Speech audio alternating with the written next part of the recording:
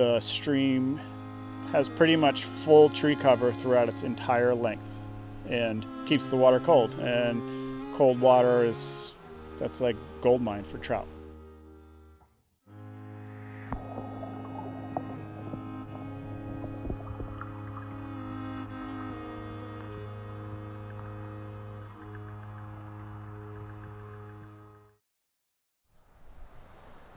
The rivers,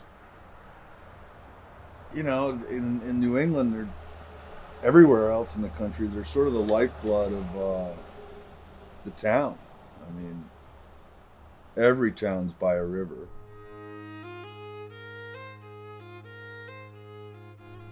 Historically, I mean, it was for grist mills and lime kilns, and all the power was drawn from the river.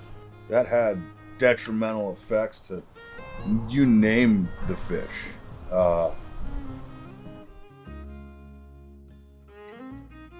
One place that us as a species went wrong is that, yeah, we have the Adirondack State Forest or the national parks out west, but those are so small compared to the actual environment and ecosystems.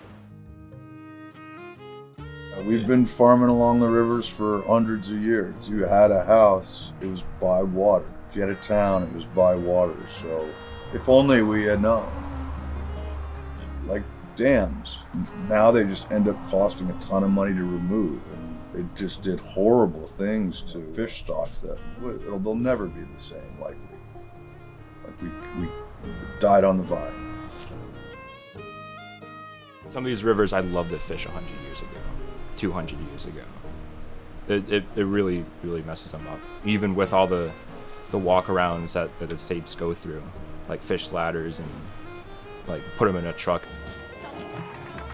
drive them up above the dam. It's just unnecessary stress for the fish.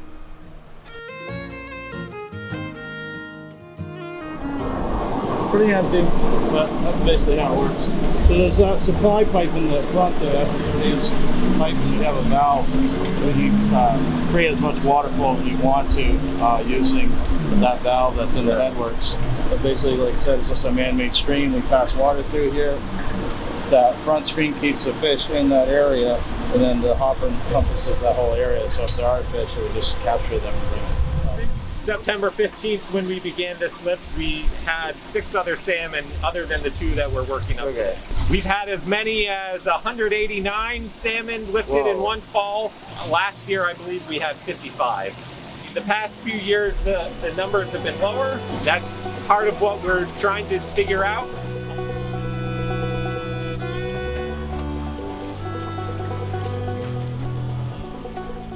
They trap them and then transport them over the dam, which isn't ideal.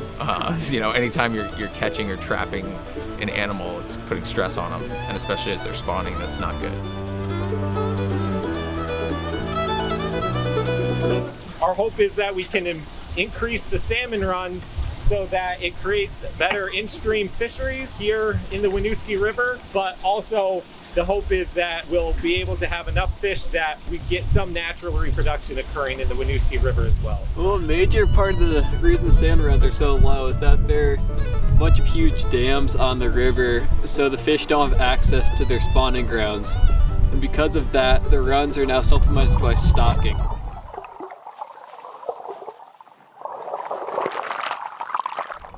Welcome back. Local biologists have devoted more than a year to this cause, building up the population of fish in Lake Champlain. Yeah, the goal? Lots of fish swimming under the surface of the water. But that process starts back here on shore. Conservation correspondent Bridget Butler explains. From purely a trout perspective, stocking's a bad thing. It creates more competition, and those stocked fish aren't as adept at surviving in their environment as a wild fish will be. They haven't had to evade predators since the beginning of their life, and if they spawn with wild fish, there's a potential to create weaker offspring.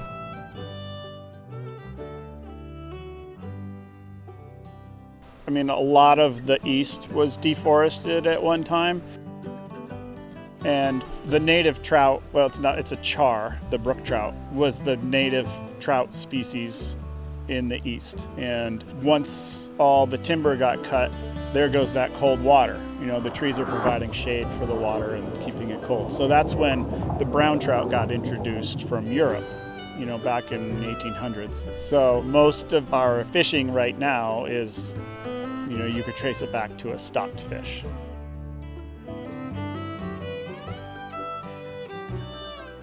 If you have enjoyed fishing brown trout in North America, you're fishing stock from a barrel, even if it is wild. They've been able to hack it and thrive. I just mean that man's hand is involved in that. And it's also a way to gauge the health of a watershed. I mean, if you're not having fish breeding in water, something's wrong with it.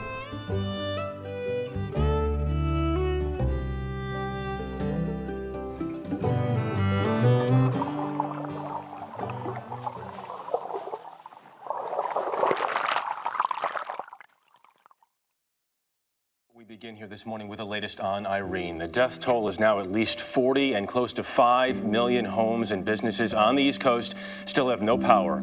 We begin this morning in Vermont, where the unexpected devastation from widespread flooding is immense there. The head of FEMA, Craig Fugate. On the night of August 27th, 2011, Hurricane Irene hit Vermont. In that one night, 8 inches of rain was dumped onto the state, which was the greatest single-day rainfall in Vermont history. We don't know what to do. Everything that we owned was in there, going from one day to the next.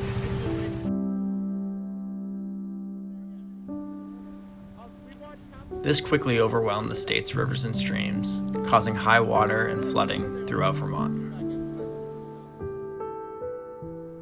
Storms are, you know, we build in floodplains, and then we try to do things to contain the water, and small tributaries taking on drainage that they're really not designed for, which you wouldn't have if there wasn't as many roads, houses, things to mainline water to the lake, into the rivers. It reveals weaknesses in the way that we've manipulated them.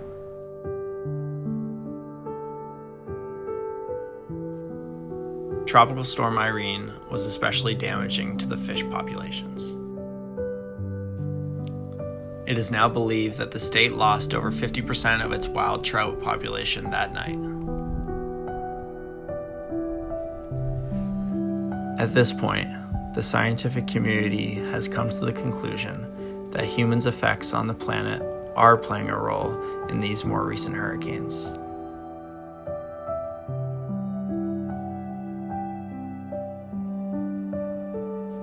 Rising water temperatures make for better conditions for large storms to build up. Storm systems like Irene are becoming more and more common as time goes on, and they're on track to get much, much worse. If only we had known.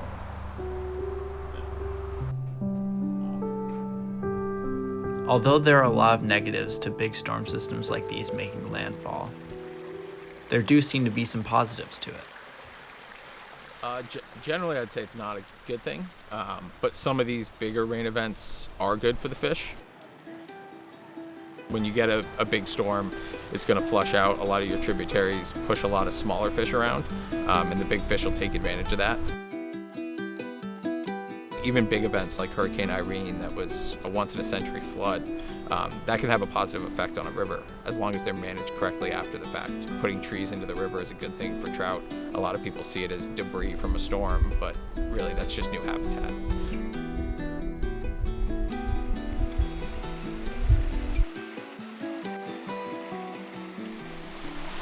All right, Galen, what are we doing out here? Trying to get some fish. We'll find out.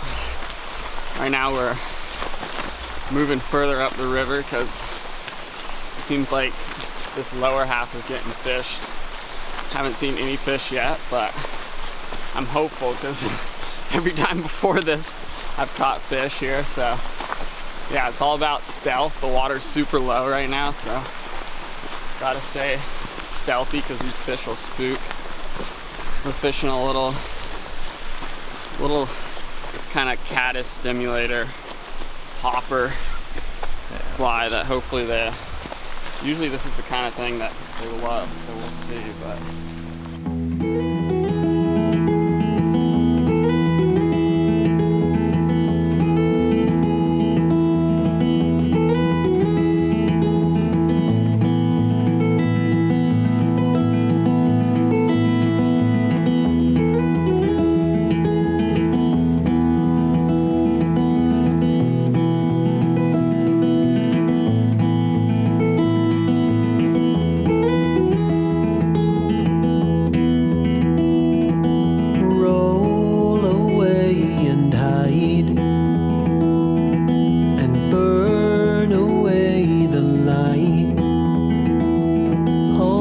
everybody loves sweet Caroline. She got everybody eating out of the palm of her hand.